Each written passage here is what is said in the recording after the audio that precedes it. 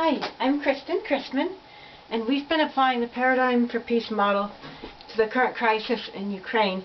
The last several essays have been about the mental escalators of violence in U.S. policy and media makers. And mental escalators of violence are conditions of the mind and the heart and spirit that make it more likely a person will choose violence. This title is called Part 4G, Black and White Thinking and Needs for Noble Purpose Bring the Domino Theory Back to Life. And each of these essays about the mental escalators, I'm writing about a certain false bias. So this is false bias number 7.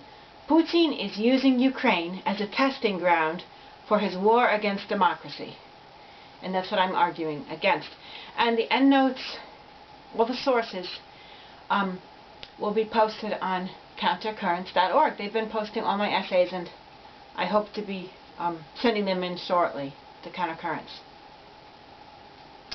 One would imagine that Derek Mitchell, president of the National Democratic Institute, one of the 4 core institutes of the National Endowment for Democracy, would understand the importance of truth in democracy. Springing from the Age of Reason and the Enlightenment, the European form of democracy valued the necessity of access to the truth so that people could have the wisdom to make intelligent decisions. But instead of promoting the truth, Mitchell, on the NDI website and in his article on The Hill, comes to highly questionable, unsubstantiated conclusions about Russia, which he proclaims as if they were uncontested truths. Quote, NDI has witnessed how Russia has used Ukraine as a testing ground for its attacks on democracy elsewhere, including the United States. As such, NDI has understood that Ukraine is a pivot point in the global struggle for democracy. End quote. Mitchell is not only falsely claiming that Putin is attacking democracy itself, he's also telling Americans and the world that Putin is using Ukraine as a test and that this is a pivot point.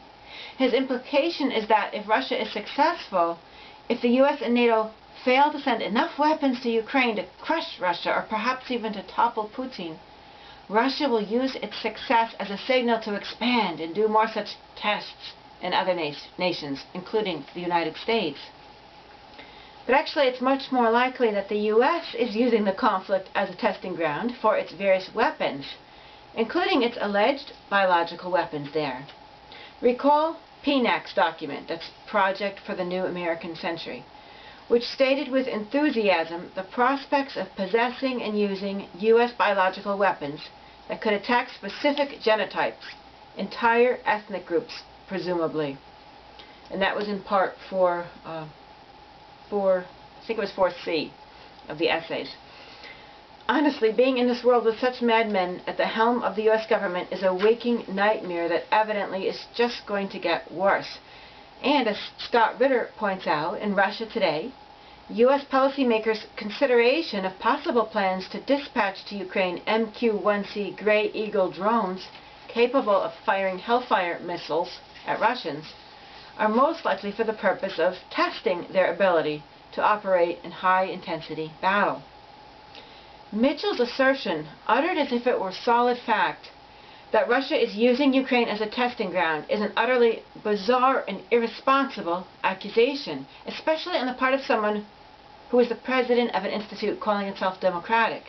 His assertion will certainly galvanize some readers to believe that more and more weapons must be sent to Ukraine in order to defeat Russia at all costs, otherwise doom and gloom and unending Russian invasions and conquest.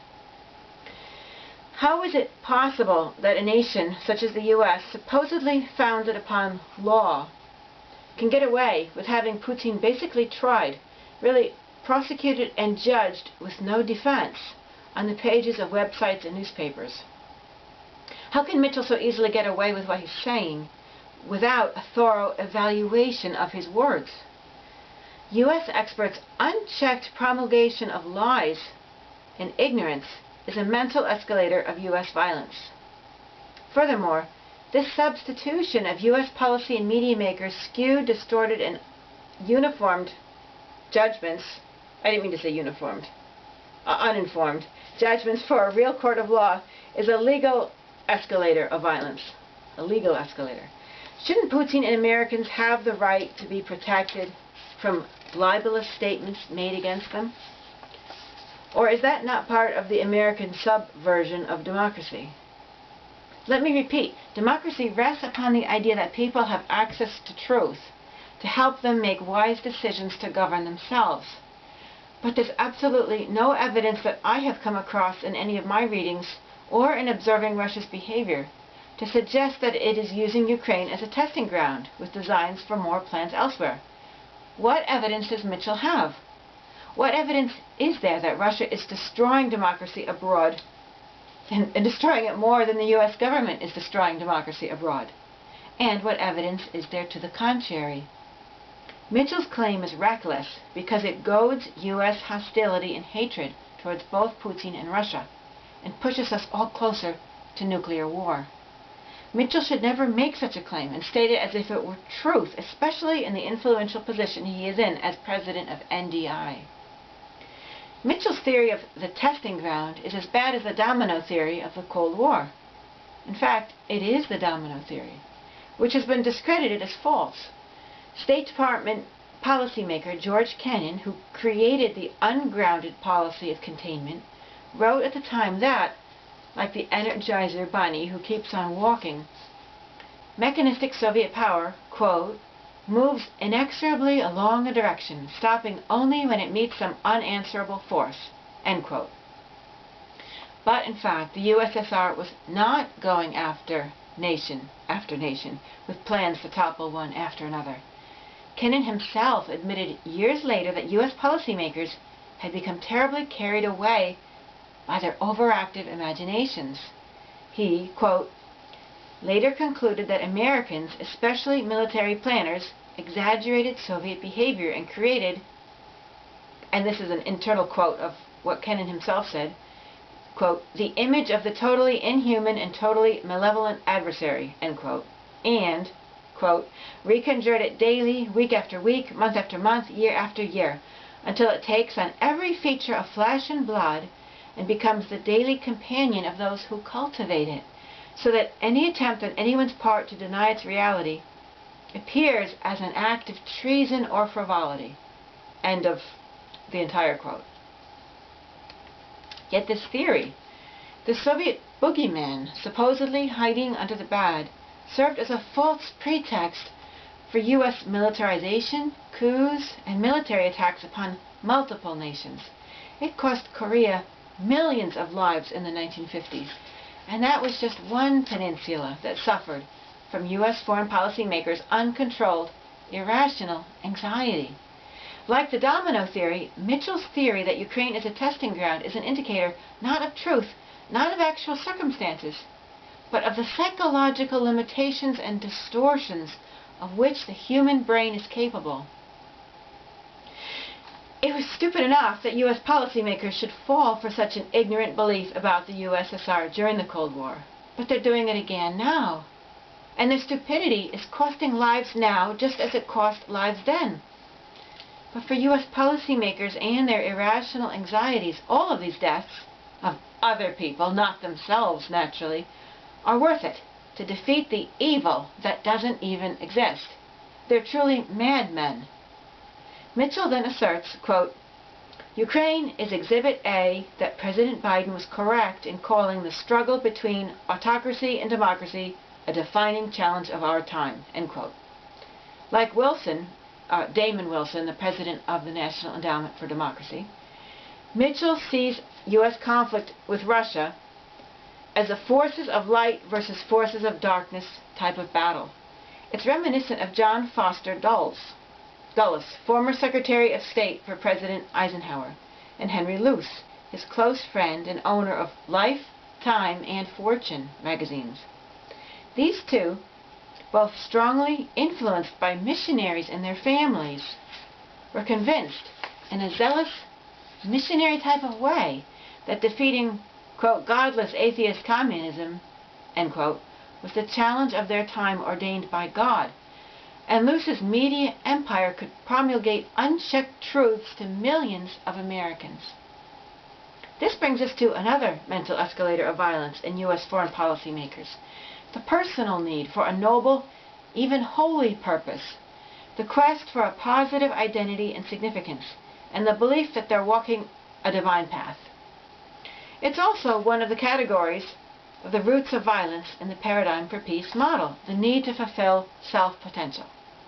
While the need for a noble, holy purpose and positive identity aren't themselves bad and can be quite healthy and beneficial, they're definitely bad if one misjudges the goodness of one's path and dresses up evil with a bride gown of goodness and innocence, and then places it on a galloping horse with blinders who only runs straight ahead to the finish line of victory.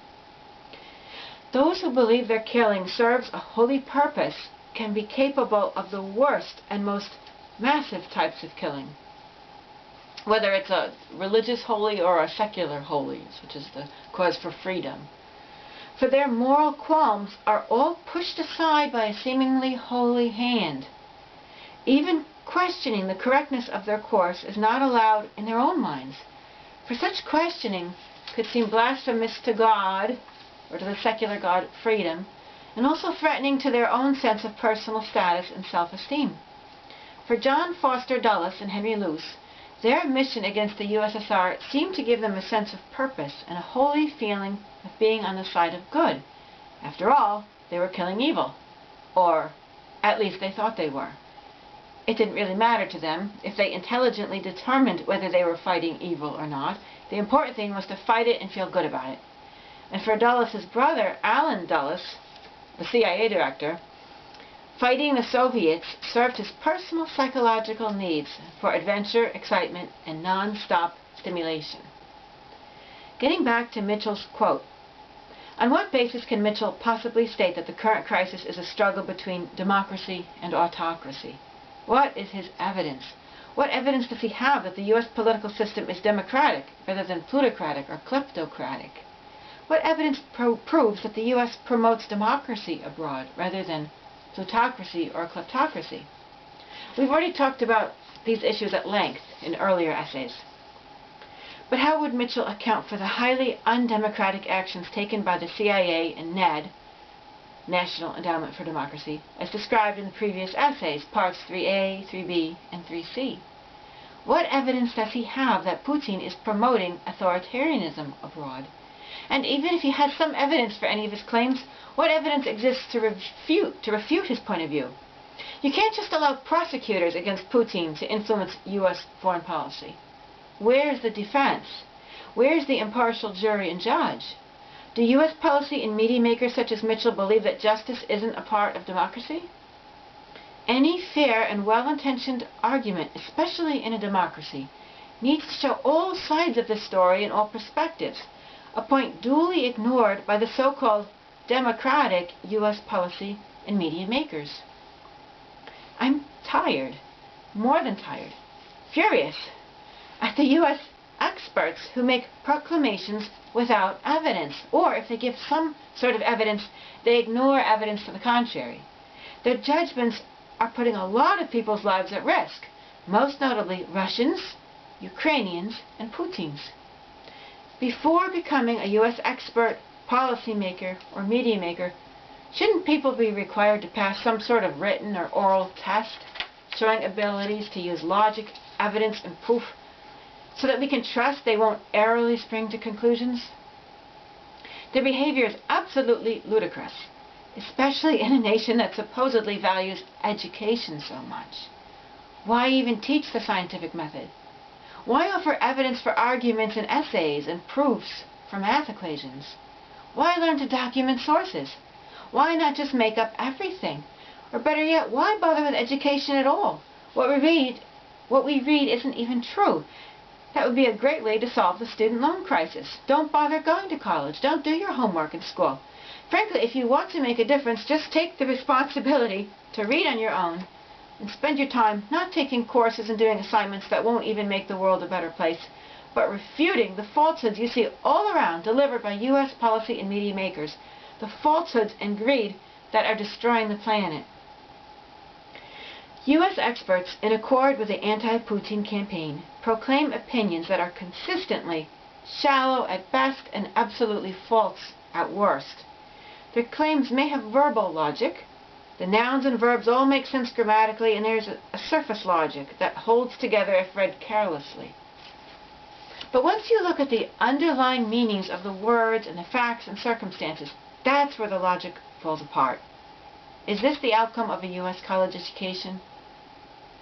And again, a major problem, another mental escalator of violence, is that I don't think U.S. policy and media makers even take the time to read Putin's material. U.S. culture has encouraged such a loathing for any writing beyond about 500 words that Americans are reluctant to read more than one page. Perhaps there's been a deliberate push to make Americans as stupid as possible or as busy as possible with their multiple jobs and pursuit of college that they're willing to accept brief, shallow summaries of events. Yet Putin's essay and speeches, when printed out, are each about 7,000 words long. Evidently, far too long and substantial for the American policy and media maker's mind to grasp. I normally wouldn't put people down for their dislike for reading, or for their poor reading comprehension skills. We all have different strengths and interests.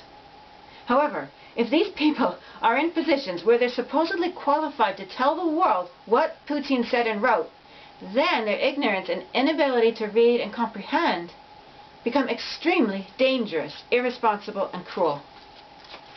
Instead of taking the blame for not being able to read and comprehend a 7,000-word essay, some U.S. experts seem to vaguely imply that the length of these essays is a fault of Putin's, a sign that he's off balance and unhinged rather than an indicator of intelligence, passion, or dedication. In fact, Putin's essay and speeches are filled with valuable information, excellent ideas, and honorable goals. But these U.S. experts, evidently, who claim to have the right to talk about Putin's goals, attitudes, and words, seem to read at most a few paragraphs, don't even get those right, and then fizzle out. And this is the society that wants to rule the world. All that said, U.S. experts no doubt have different reasons for their inability to accurately represent Putin's words. Are some U.S. experts deliberately lying and covering up the proof of Putin's honorable, democratic intentions by not reporting on his true words? Are others affected more by their tendencies to parrot one another and conform to groupthink? Both lies and mindless groupthink are certainly mental escalators of violence in U.S. foreign policy and media makers. But there's likely more to it than that, as mentioned previously in the other essays. Are others' brains so distorted by the black and white thinking of what Gordon Allport describes as the prejudiced personality that they automatically, adamantly assume that the U.S. must be the good guy supporting democracy and Putin must be the bad guy seeking to destroy it? Are their brains stifled by other prejudiced personality characteristics? As described in Part 4b, other relevant cognitive traits of this personality include selective perception, seeing and remembering that which supports what one already thinks. Another trait is the simplification of memory traces, remembering in an erroneously simplified way. Both of these could explain why U.S. experts are perhaps unconsciously forgetting or ignoring about 90% of what Putin is saying, I would estimate, and then twisting the remaining 10%. Both of these have also been proven to exist at a deep cognitive level, not only the political level, the selective perception and the simplification of memory traces. In experiments in which various groups are given the task, for example, of remembering and redrawing an irregular shape that they were shown earlier, those with a prejudiced personality are more inclined to make the shape more regular and even when they draw it from memory, to not recall the nuances of variation. Another prejudiced personality characteristic is also relevant, the need for definiteness, not ambiguity. Is it possible that some people's brains, as smart as they may be in some areas, automatically assume that if Putin does not like U.S. foreign policy, he must hate democracy?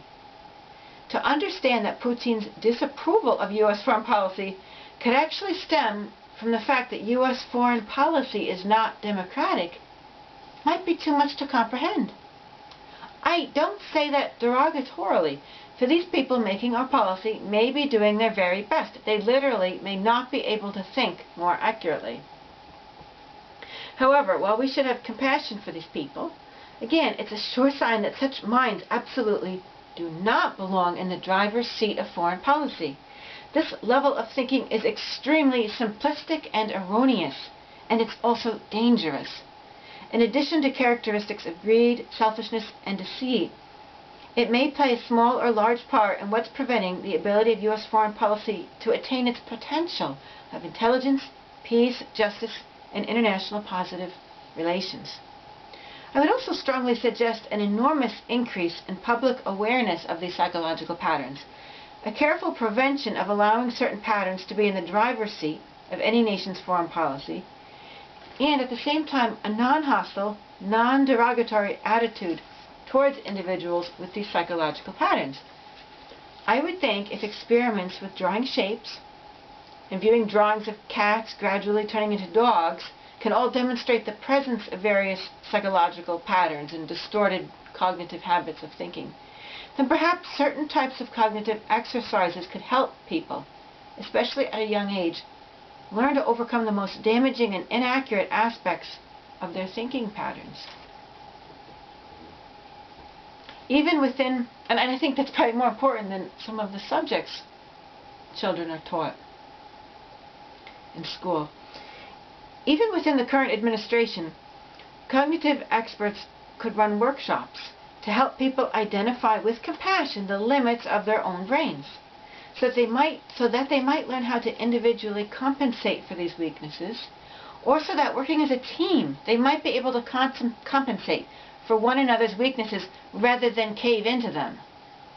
Certainly, there must be strengths of mind, heart, body, and spirit as well, and those who have these constrictions on their brains, for usually people come armed with both strengths and weaknesses.